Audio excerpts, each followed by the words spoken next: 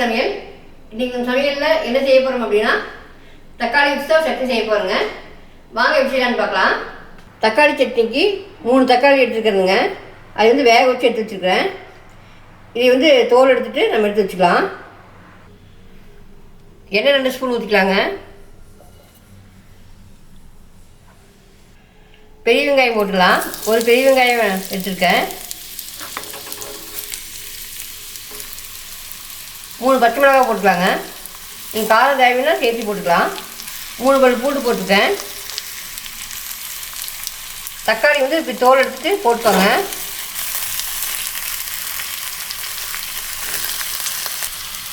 கொஞ்சம் உப்பு போட்டுக்கலாங்க. வதக்கி விடலாம். தேங்காய் கொஞ்சம் போட்டுக்கலாங்க. 1/2 கப் போட்டுக்கிறேன். போட்டு இடம் பரட்டி விடலாம்.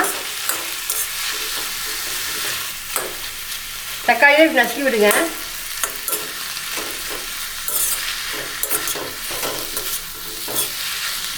ரெண்டு 3 நிமிஷம் வதக்கி விடலாம்.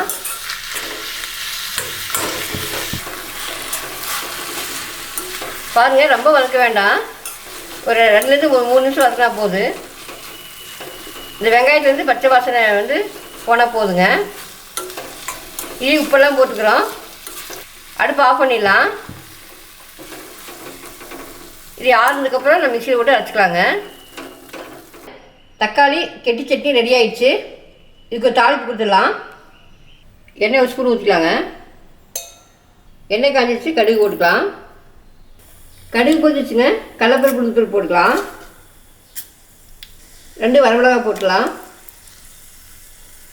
கருவேப்பிலை ஒரு கொத்து போட்டுக்கலாங்க. சட்னியை கொட்டிடலாங்க.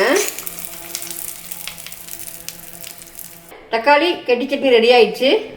இது ரொம்பவே டேஸ்ட்டாக இருக்கும். இட்லி தோசைக்கெலாம் வச்சு சாப்பிட்டா செம்ம டேஸ்ட்டாக இருக்குங்க. நீங்கள் இதே மாதிரி செஞ்சு சாப்பிட்டு எப்படி இருக்குன்னு கமெண்ட் சொல்லுங்கள்.